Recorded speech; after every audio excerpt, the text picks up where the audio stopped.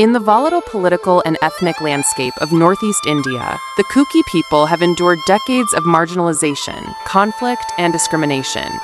Their struggle for recognition, autonomy, and dignity has found organized expression in the form of two umbrella organizations: the Kuki National Organization, KNO, and the United People's Front, UPF.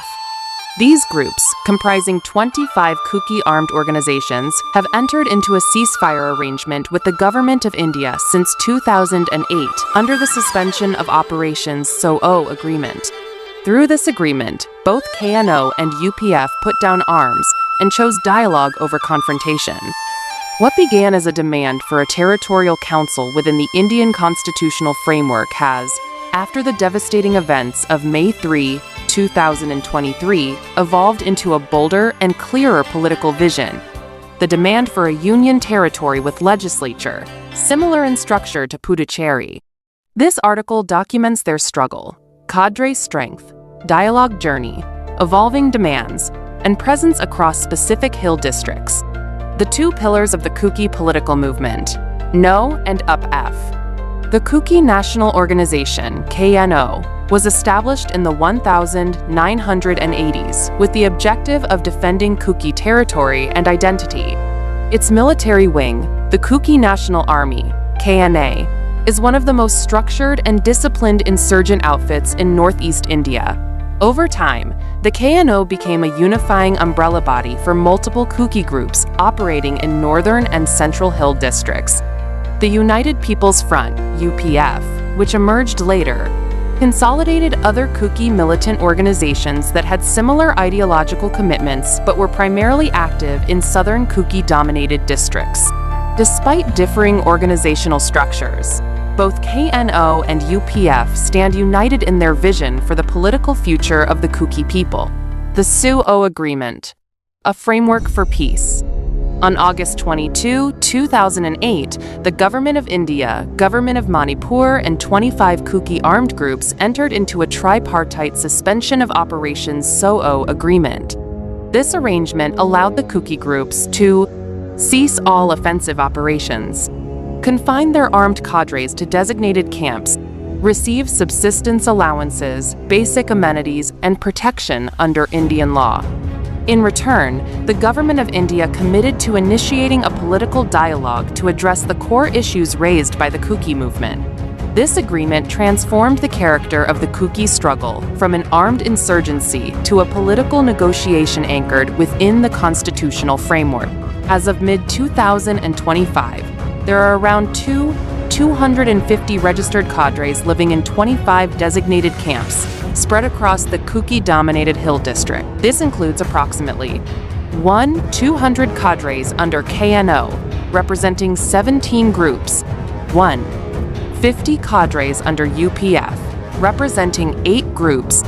All cadres are biometrically documented and monitored by central and state forces, ensuring transparency in the peace process. Member groups under KNO and UPF.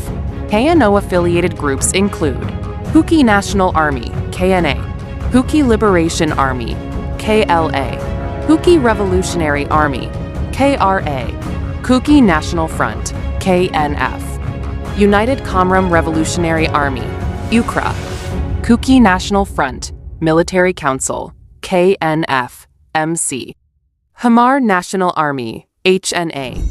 Others from the Northern Zone. UPF-affiliated groups include Kuki Revolutionary Army, Unification, KRA, United Kuki Liberation Front, UKLF, Kuki Liberation Front, KLF, Kuki Armed Resistance Organization, KARO, ZoO Defense Volunteers, ZDV, Kuki National Front, Zalengam, KNF, Z, Hamar People's Convention, Democracy, HPC. Together, these groups represent the full spectrum of the Kuki people's political and military representation, excluding fringe elements not under SoO. The shift in political demand, from territorial council to union territory with legislature. Initially, Both KNO and UPF demanded a Kuki Territorial Council on the model of the Bodo Land Territorial Council, BTC, under the 6th Schedule of the Constitution. This demand was rooted in the need for tribal self-governance, protection of customary law, and constitutional autonomy within the state of Manipur.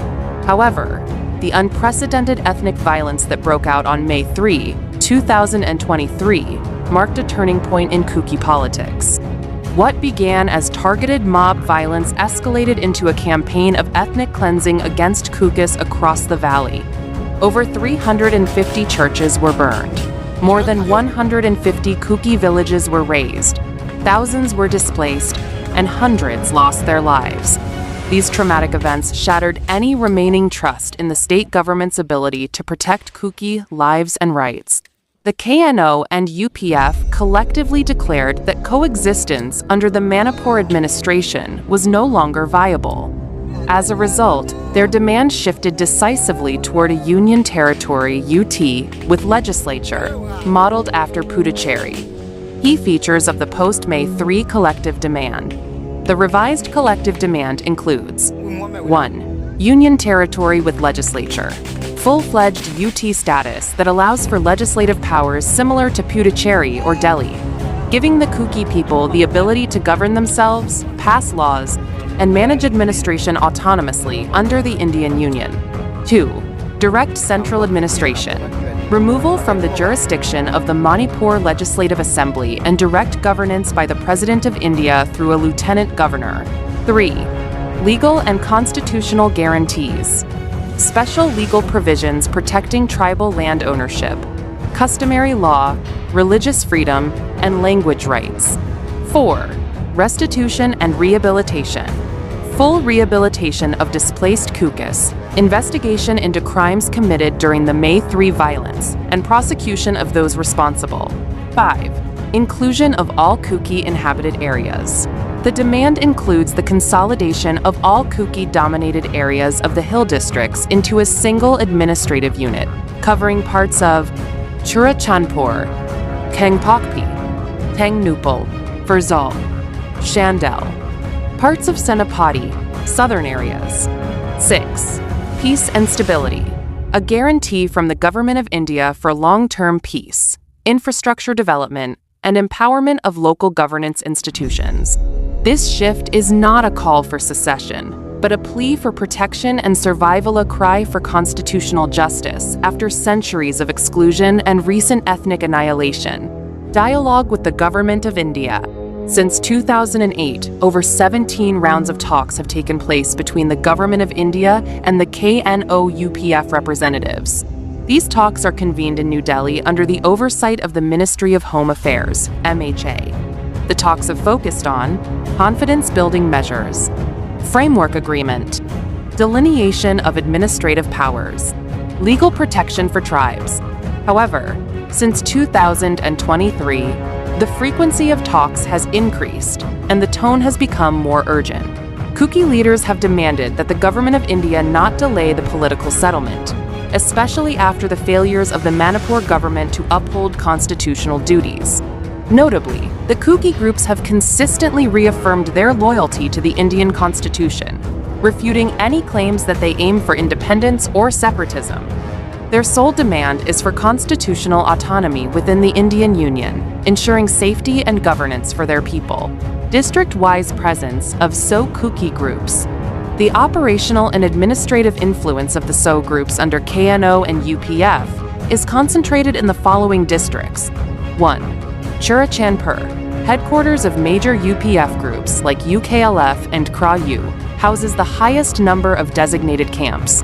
2. Kangpokpi, stronghold of NO groups such as KNA and KNFMC, politically active and frequently mobilized in community decision-making. 3. Tangnupal and Shandell, border districts with active KLF and KRA camps, serve as logistical corridors. 4. Farzal, base for HPCD and HNA, less populated but significant for territorial continuity. 5. Southern Senapati, includes Kuki, majority villages, presence of smaller NO-affiliated groups and community units. These areas collectively form the geographic basis for the demand of the proposed Union territory. Challenges to the peace process. Despite the SoO's success in reducing violence over the years, recent developments have posed challenges. The Manipur government's open hostility toward Kuki demands attempted withdrawal from the SoO by the state government in 2023. Misinformation campaigns portraying Kukis as illegal migrants or outsiders, targeted economic blockades, and denial of aid to relief camps. Yet, the KNO and UPF have not abandoned the peace process. They continue to work with civil society, churches, and national stakeholders to push for a peaceful and just resolution. Internal unity and external pressure. While operating as two separate entities, KNO and UPF remain coordinated. Joint statements, unified proposals, and strategic meetings are conducted to ensure solidarity. Attempts to divide them politically have largely failed. Delays from New Delhi in finalizing political solutions. International human rights groups questioning India's silence on ethnic cleansing. The road ahead. The demand for a union territory with legislature is not a hasty political gambit, it is a survival mechanism. It stems from an existential crisis faced by the Kuki people. The KNO and UPF have walked the path of peace and dialogue for over 15 years. They have not taken up arms post-May 3, even in the face of massacre and arson. It is now upon the government of India to demonstrate that peace, patience, and democratic negotiation are rewarded, not punished. The creation of a union territory for Kukis will not fragment India. It will save lives, restore faith in democracy, and set a precedent for non-violent conflict resolution. The SoO Kuki groups under the Kuki National Organization and the United People's Front represent a model of peaceful insurgency resolution. They have transformed themselves into